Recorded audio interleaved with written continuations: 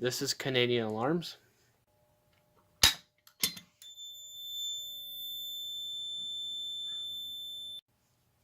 And today I'm going to be showing off some of the functions and features of the AFP 200. So to start off with, we're going to go enter. You want to go program. So you got to press 1 and whatever your password is. Actually, which brings me back to the point, is if you screw up if you put your wrong password in, unlike some of the companies, I'm not going to name names, there's a back door to this. And I don't know if you can already see, but there's a code that's come up. You can call Notifier or a local company that has a tech that knows this offhand, this code, and they can tell you the password of this, which I find neat. I don't know if the newer Notifiers do this. I haven't worked on the newer Notifier panels much, so I don't know. But we're gonna just go program. So I got 5 devices here, just some pull stations, a relay, and a smoke detector. Not much, not a big system. So we're gonna go to clear. We're gonna clear all the points I have programmed. Okay, now we're gonna go and press auto. And this does take a little while, so I might skip ahead. Okay, so now we're back. And once it's done the auto, it goes into and displays the detectors first.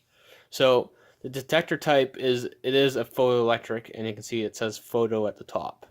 And you can put your custom address here, which you want. I'm not going to put that, I'm going to leave it stock. And it automatically puts a zone down. So it puts a automatic zone down, which is 3, which is fine in this case. You have the sensitivity, so you have low sensitivity, medium sensitivity, and then you got high. We're going to leave it at medium. Here, I'm not sure what this D means. I've looked in the manual, but I haven't been able to find it. This means it's pre-alarm, so if it hits 70%, it goes into a pre-alarm warning, which is right here. It displays that, which is also tied into a second stage feature if you program that in. Go down here, you can have a verified smoke, so it has to redetect. We're going to leave that off. We're going to hit the enter, and this will bring us to our next module, or our next point, which is going to be a pull station, and the address on that is 1, because it's the first module. Which, in this case, it's an NBG12LX.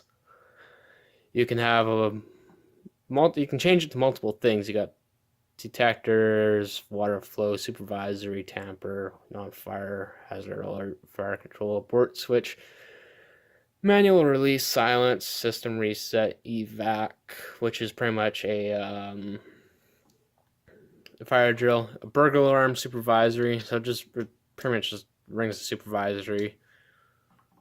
And then we'll go pull station. We're gonna press enter. Same thing with this one. This is a Miracom MS40180, which is a T-bar pull station. And the control module. Now this isn't, I can't remember the model number. I'll probably put it at the bottom. It has a tab that you can break off. The tab has been broken off. So now it is not rendered useless, but is only able to do a relay function. So we have to go and set this as a relay. And now let's say I want this relay to shut some doors only by some detectors. So the detector is automatically zoned as zone 3. So I'm going to put zone 3. And whatever zones else, you can program other zones. I think like up to 99 zones you can program. And this is silenceable, which we don't want. The next one is walk test, which we're going to leave off. Actually, no, we'll put walk test. Why not? We'll press enter. Now all our points should be showing, which there's 4 modules, 1 detector, panel checks 4. which we might get an error code for. Okay, now the points are all the initiating devices are flashing, or it's pulling. And now we can go to points. Now points, we're gonna go modify points. We're gonna do modules because I don't know, it won't go in the bell. That's where we gotta go. So we're just gonna go through all these. Relay. Bell circuit. We're gonna leave it as bell circuit.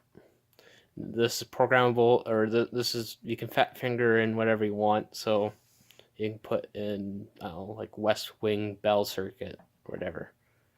We're gonna leave it as stock, and we want to change that to zone 3, zone 4, 98. 98, I'll explain a little bit more. Silenceable and walk test, which we want. Next one, we're going to change this into a strobe circuit. Again,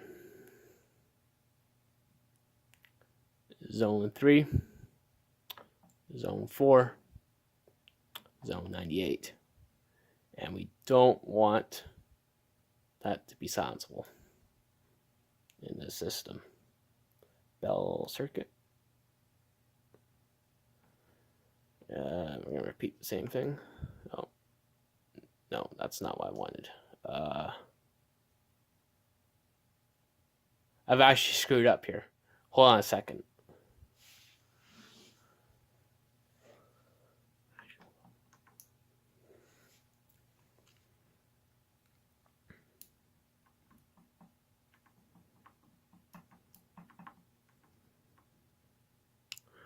Okay. The strobe circuit, we don't want that as a zone. So we can delete a zone or delete anything by pressing the star key and pressing enter. We go to the next one. We don't want, we're going to leave it as a bell circuit. Again, zone 3.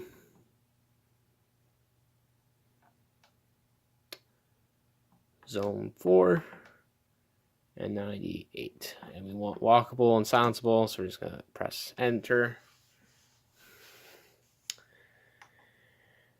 And we're going to go back to the main menu. We can change our passwords from here. So you can put new passwords in. You just put it in there up to 5 digits. Message. I've left that as a stock message.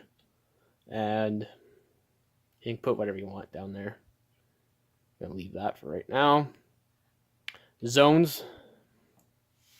So you can put anything through 98. Or, yeah, 98. These are the programmable zones that are, I can really get into the features of this, but you can look at a manual for that. Special zones. Okay, so there's a lot of special things in this panel, a lot of features that I don't think that were kind of advanced at the time. So we're gonna go actually. We'll do 90. We'll do so. There's different ones. We'll do 90 here. This is a software zone, so this delays. I'm not. You know what? We'll just do a holiday. This is an interesting one. So you can program. This is pretty much a calendar.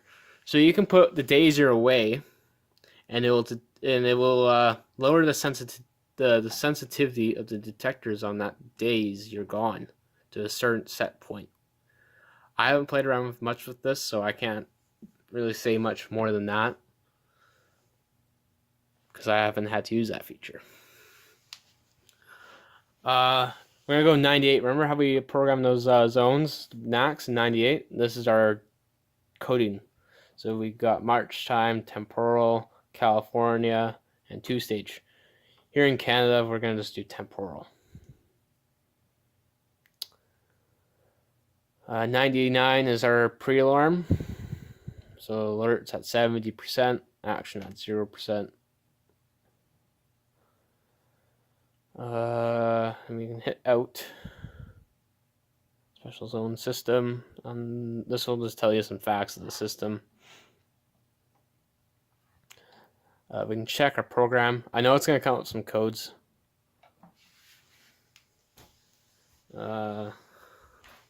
Oh yeah, we had to take a walk test. I should have taken that walk test actually. Has no inputs. I'm not sure why that's coming up. It has inputs. It will work. Yeah. Okay. Should go back and we could go points, modify, and just do this. Oh, didn't want to do that.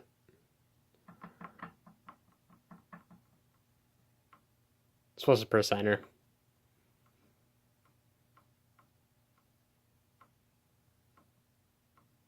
I went through it again.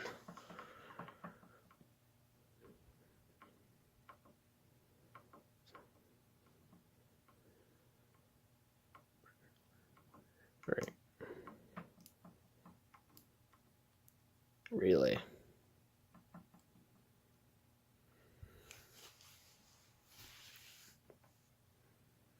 And we want that walkable off because I forgot you can't have walk test on this. Right. And we're gonna go back. Okay, now we're gonna go. There's some errors, I know. It's fine. We're gonna hit backspace. And this is gonna take us right out of programming mode. And now we're gonna test it. Make sure it works. It does. And the strobe's going off. And it's doing temporal, as you can tell by the relays up here. You probably can hear them click. We're gonna press acknowledge, alarm silence, and the strobe's still going. We're gonna press reset.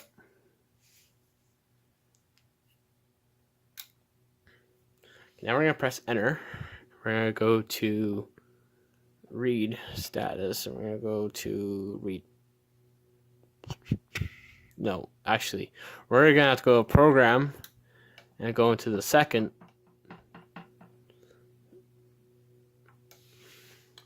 So this will do this. The second screen here will disable sensitivity, clear history, time, walk test. We'll do sensitivity. Sector 1.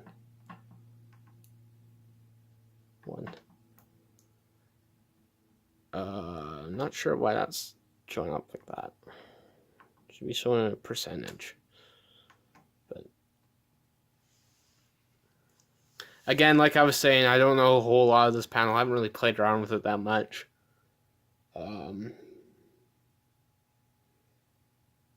Walk test. So we're gonna put this in the walk test. And you're gonna press enter to start. And we'll set this device off. And we're gonna press backspace to cancel. Time, we'll go with time. This will change the time of the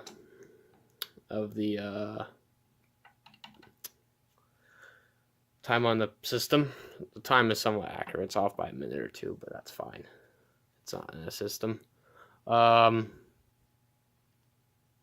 Clear history. We can clear history. We'll clear history. So history's cleared. We're gonna backspace out of this. Okay. Okay, so I figured I probably should show some stuff on the board here. So up here is your resettable power. This is your NAC circuit, so you have your 4 NACs up here that are class B. This is your relays. This is your RS2 or something else, but 232 pretty much. Your 480. What is it? 485. This is your annunciators. This would be your computers and your printers and stuff. This is your SLC class B or class A. Down here, there's this little test switch. This will disconnect AC power to the unit so you can test the batteries briefly. your transformer. This is, I think, is the wrong transformer for this unit. It's supposed to have dual transformers, but it works. Over here is your EEPROM.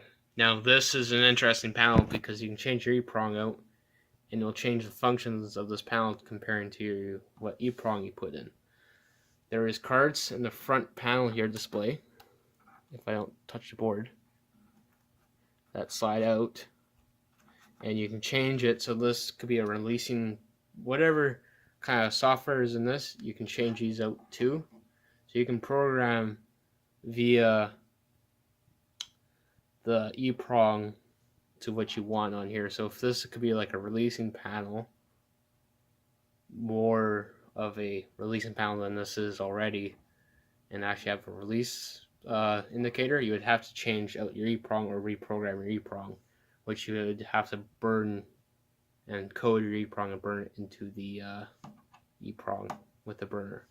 But besides the point, these are the devices I have hooked up. You can see that they're pulling. And a newer style of notifier does work on this. And I think I've explained enough for the time being. I'll sign off now.